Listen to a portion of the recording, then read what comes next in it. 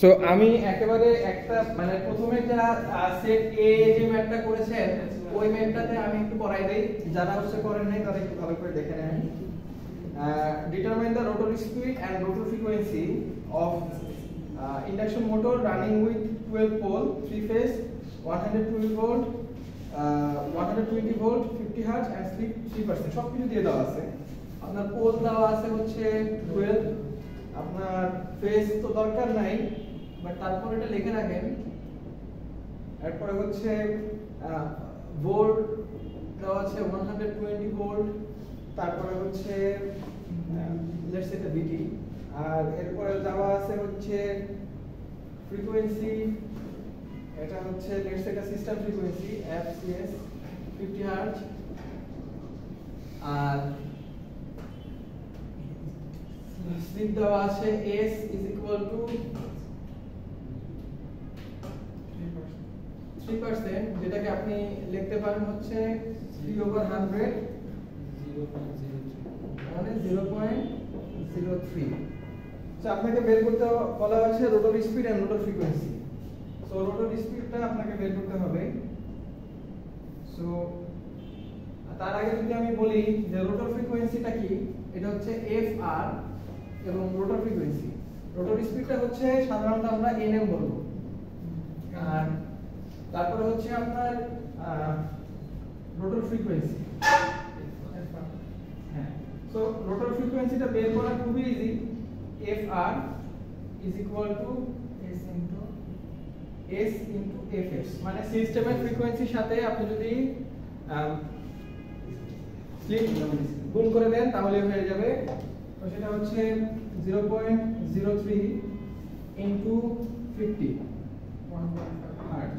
So দেখেন কত আসে 1.5 হার্জ। আপনারা একটু ক্যালকুলেটর চেপে দেখেন কত আসে। হ্যাঁ দেখেন ক্যালকুলেটর চেপে দেখেন। আচ্ছা ভেরি গুড। তারপরে যদি এটা হয়ে যায়, আরেকটা পার্ট আপনাকে করতে হবে রোটর স্পিড। তো রোটর স্পিড বের করার আগে আপনাদেরকে মানে সিনক্রোনাস স্পিডটাকে বের করতে হবে, কারণ আমরা যদি রোটর স্পিডটা বের করতে চাই আমরা সব সময় কি চিন্তা করি nm equals to 1 minus না না না এটা না, আমরা স্লিপের ইয়াটাতে আসি। স্লিপটা হচ্ছে আমাদের সিনক্রোনাস যে speed minus rotor speed nm বা nr, যে যেটা খুশি দিয়ে লিখতে পারেন, বা অনেকে শুধু n দেয়, এটা আপনার খুশির উপরে, ডিভাইডেড বাই n নাকি ns। Okay fine. তাহলে এটা হলে আপনি স্লিপ বাই করতে পারেন, যেটাকে হচ্ছে s দ্বারা প্রকাশ করা হয় s। সো আমি চাইলে এখন এটাকে এভাবে লিখতে পারি ns minus n is equal to s ns, ns minus s ns is equal to n। So আমি লিখতে পারি এখানে ns টা কমন নিয়ে আমি লিখতে পারি 1 minus s ns। এখন অনেকে ডাইরেক্টলি এটা লিখবেন তাও হবে, সমস্যা নাই। কিভাবে আসলে এটা আপনাকে বুঝালাম। সো আপনি যদি এখন রোটর স্পিডটা বের করতে চান তাহলে বের করতে হবে, তাহলে জাস্ট ভ্যালুগুলো বসা দেন 1 minus 0.03 ইনটু ns এর ভ্যালুটা আপনাকে বের করতে হবে। এখন ns তো আমার কাছে নাই, বেজল নিব। সিনক্রোনাস স্পিড আমি জানি ns is equal to 120 m over p, তার মানে 120 into 50 হার্জ আর 12, এটা হচ্ছে 10, কত আসে 500 rpm। সো এটা হচ্ছে আমার ns। যেহেতু কোষ সংখ্যা বেশি সেক্ষেত্রে কম হয়ে গেল। তো 500 rpm, সুতরাং কত আসে এটা 4885 rpm। এটা হচ্ছে আপনার সেট এর অ্যানসার। সেট বি তে একই জিনিস চাওয়া হয়েছে, জাস্ট হচ্ছে ডাটাগুলো উল্টাপাল্টা দেওয়া ছিল, মানে উল্টা দেওয়া ছিল কি অন্যরকম। 4 পোল 120 ভোল্ট 60 হার্জ, স্লিপ ছিল 4%। এই আরেকটা বিষয় এখানে চেঞ্জ করা হয়েছে, ফ্রিকোয়েন্সি অফ রোটর কারেন্ট চাওয়া হয়েছে এখানে, আর একটা হচ্ছে রোটর ফ্রিকোয়েন্সি, দুইটাই সেম জিনিস। ফ্রিকোয়েন্সি অফ রোটর কারেন্ট আর ফ্রিকোয়েন্সি অফ রোটর একই জিনিস, ওকে, কোনো পার্থক্য নাই। সো আপনি জাস্ট ওই ভ্যালুগুলো এখানে চেঞ্জ করে দেন তাহলে হবে।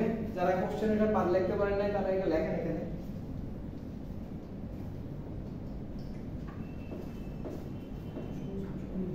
যারা লিখতে পারেন না এই লজ্জা না পেয়ে লিখে ফেলেন। এরকম ম্যাথড ওইটা দেখা যায় যে 3, 4, 5 এরকম কমে যাবে, কারণ এটা আপনার থিওরিটিক্যাল পার্ট থাকবে।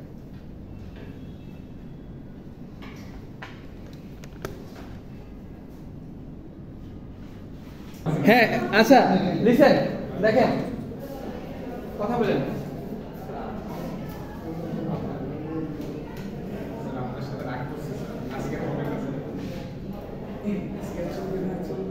হ্যাঁ, সো ডিসি মোটর কি এই জিনিসটা গত ক্লাসে আপনাদেরকে আমি বুঝাইছি, এতটুকু পর্যন্ত পড়ানো হয়েছে। আমি জাস্ট এখান থেকে একটু দেখাবো। এই যে the equivalent circuit of a DC motor, একটা জিনিস দেখেন, একটা হচ্ছে প্রথম যেটা দেখেন, প্রথম এই পার্টটুকু সেটা হচ্ছে আপনার ফিল্ড সার্কিট। ফিল্ড সার্কিট কিসের? না রোটরের। আমি যদি আগে বলে থাকি স্টার্টার তাহলে এটা ভুল বলছি। এটা রোটরের, ফিল্ড হচ্ছে রোটরের, আর এটা হচ্ছে আর্মেচার। আর্মেচার কার? স্টার্টার যেটা সেটা, ঠিক আছে। একটা প্রথম যেটা হচ্ছে এটা হচ্ছে এটা একটা ডিসি মোটরের ইকুইভ্যালেন্ট সার্কিটটা, ঠিক আছে। এখন এখানে ডিসি মোটর স্টেটর, হ্যাঁ ডিসি মোটর স্টেটর, স্টেটর ওইটা মানে যেটা এই আর্মেচার যেটা সেটা তো আপনার মানে যেখানে আপনি পাওয়ার দিচ্ছেন ডিসি মোটরে। ডিসি মোটরে কি আপনি ডিরেক্ট কারেন্ট দিচ্ছেন, তাই না? কোথায় দিচ্ছেন? স্টেটরে দিচ্ছেন, আর ওটা তো ঘুরতেছে। সো এখানে খেয়াল করে দেখেন, এটা আপনার ফিল্ড সার্কিটের একটা ওর যে কয়েল আপনি পেঁচাবেন সেই কয়েলে আপনার রেজিস্ট্যান্স থাকবে না সেইটা, আর এখানে হচ্ছে রেজিস্ট্যান্সের পাশাপাশি ইন্ডাক্ট্যান্স থাকবে, সেটা হচ্ছে এলএফ। আর এখানে আর অ্যাডজাসেন্ট মানে হচ্ছে এই রেজিস্ট্যান্সটা আপনি চেঞ্জ করতে পারেন। চেঞ্জ করে আপনি কি করেন? কারেন্টের ফ্লো কমাইতে বাড়াতে পারেন এবং এভাবে আপনি মোটরের স্পিডকে কন্ট্রোল করতে পারেন। এখন এখানে একটা জিনিস আসছে, সেটা হচ্ছে ভি বা ব্রাশ। এখানে আপনি ফিল্ড সার্কিটে যখন ইলেকট্রিসিটি ইয়া করবেন, আপনি খেয়াল করে দেখেন যে এখানে একটা ইনডিউস মানে একটা ভোল্টেজ ড্রপ হবে। এই ভোল্টেজ ড্রপটা ইন্টারনালি জেনারেটেড ভোল্টেজ, যেটাকে ইএ দ্বারা প্রকাশ করা হয়। এবং ব্রাশ যেহেতু ব্রাশের সাথে রোটরটা হচ্ছে ঘুরতেছে এবং এর মধ্যে প্রচুর ঘর্ষণ হচ্ছে এবং এই ঘূর্ণনজনিত শক্তির কারণে ওইখানে একটা আপনার ভোল্টেজ ক্রিয়েট হয় এবং ওই ভোল্টেজটাকে আমরা ভি ব্রাশ দ্বারা প্রকাশ করি। যদি আমি ভি ব্রাশটাকে, এখন এই ভি ব্রাশটা খুব নগণ্য একটা ভোল্টেজ হয়, এটাকে চাইলে আপনি এলিমিনেট করে দিতে পারেন, তখন এই সার্কিটটা দেখতে এরকম হবে, ঠিক আছে। এখন একটা বিষয় একটু জেনে রাখা দরকার আপনাদের ওইটা ভালো করে বোঝার জন্য।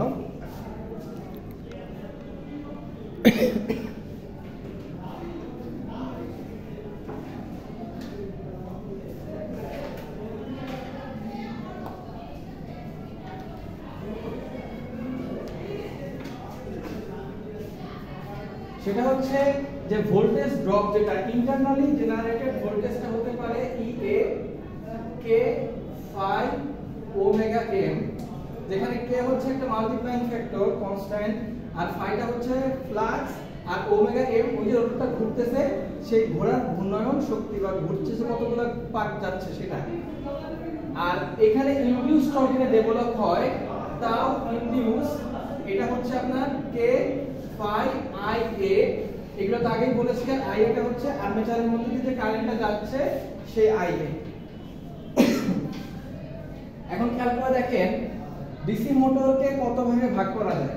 এই যে দেখেন, একটা হচ্ছে 5টা ভাগে ভাগ করা যায়: separately excited DC motor, shunt DC motor, the permanent magnet DC motor, the series DC motor, the compounded DC motor. আমরা ইলেকট্রিক্যাল প্রপার্টিসে এই 4টা জিনিস নিয়ে আলোচনা করব, পার্মানেন্ট না, কিন্তু তারপর একটু দেখাবো পার্মানেন্ট ম্যাগনেটে কিভাবে কাজ করে।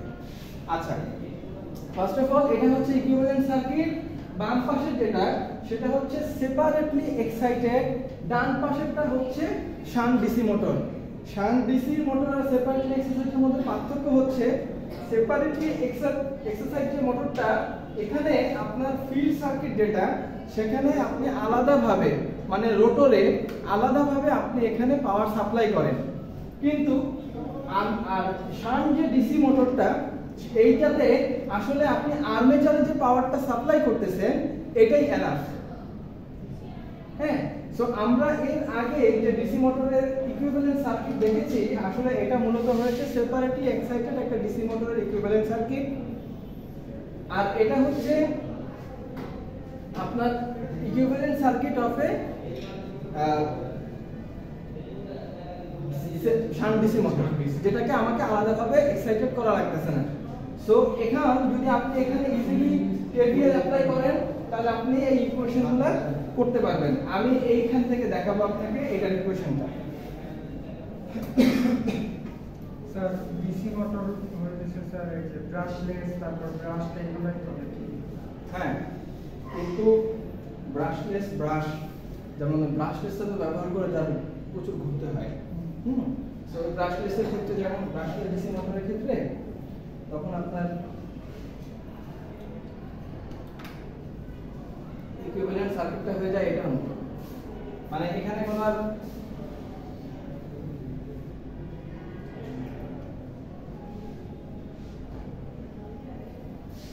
তখন এই যে এখানে আর কোনো ব্রাশের যে একটা ভোল্টেজ থাকে না, ওটা নাই, ওই ব্রাশ থাকে না, দেখে ব্রাশ ভোল্টেজ থাকে না। কিন্তু ডিসি মোটর এখানে হচ্ছে ব্রাশলেস বলতে আমরা ওগুলো বুঝবো না, আমরা আসলে আপনাকে বোঝাবো সেপারেটলি এক্সাইটেড, তারপর শান্ট, আর হচ্ছে কম্পাউন্ড, এইগুলো। আচ্ছা, সো আপনি এখানে একটু খেয়াল করে দেখেন, এখানে এটা একটু দরকার আপনার টর্ক আর হচ্ছে স্পিডের ক্যারেক্টারিস্টিক্সটা বোঝার জন্য। এটা হচ্ছে একটা শান্ট ডিসি মোটর। হ্যাঁ, শান্ট ডিসি মোটর, এখানে আপনি খেয়াল করে দেখেন ইএ যেটা হচ্ছে আপনার ইন্টারনালি জেনারেটেড ভোল্টেজ, আর এখানে আরএফ, এলএফ আর অ্যাডজাসেন্ট, এগুলো হচ্ছে কি, এগুলো ফিল্ডের, এগুলো আগে আলোচনা করা হয়েছে। এখন এটা শান্ট কেন, এখানে সেপারেটলি আমি আরএফ, এলএফ এদেরকে কোনো পাওয়ার সাপ্লাই দিচ্ছি না, এটা হচ্ছে ডাইরেক্টলি আমার আর্মেচারে যে কারেন্টটা সাপ্লাই করতেছি বা পাওয়ারটা সাপ্লাই করতেছি, ওইখান থেকেই তারা হচ্ছে এক্সাইটেড হচ্ছে।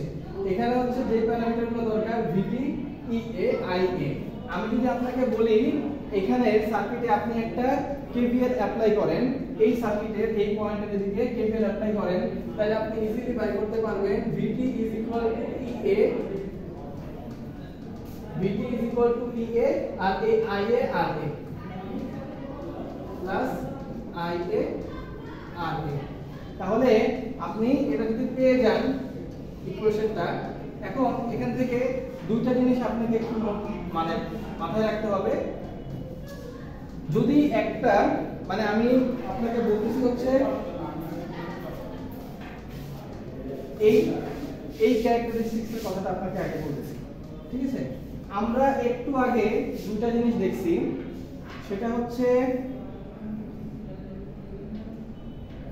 EA is equal to K phi omega m, তারপর হচ্ছে tau induce is equal to K phi IA।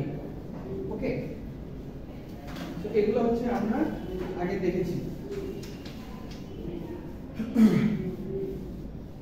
এখন যদি আমার মোটরের আউটপুটের যে লোডটা, সেটাকে আমি টাউ লোড দ্বারা প্রকাশ করি, আর হচ্ছে ইনডিউস যে লোডটা, সেটা হচ্ছে টাউ ইনডিউস।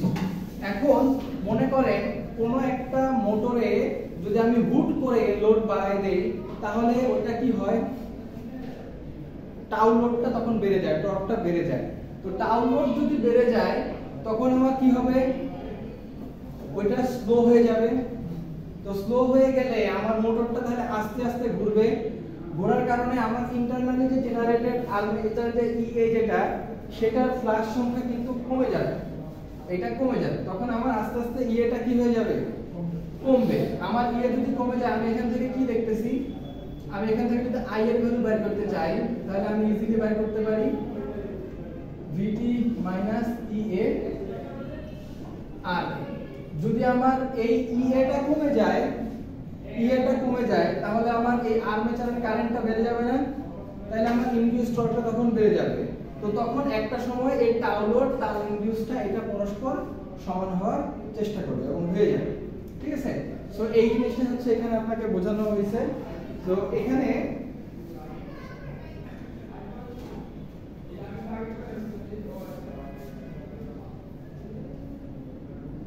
এই যে IA IA প্লাস IF এগুলো কিন্তু আমি ধরে নিচ্ছি আপনারা এগুলো বোঝেন, তাই এগুলো আমি আলোচনা করি না। হ্যাঁ, আচ্ছা।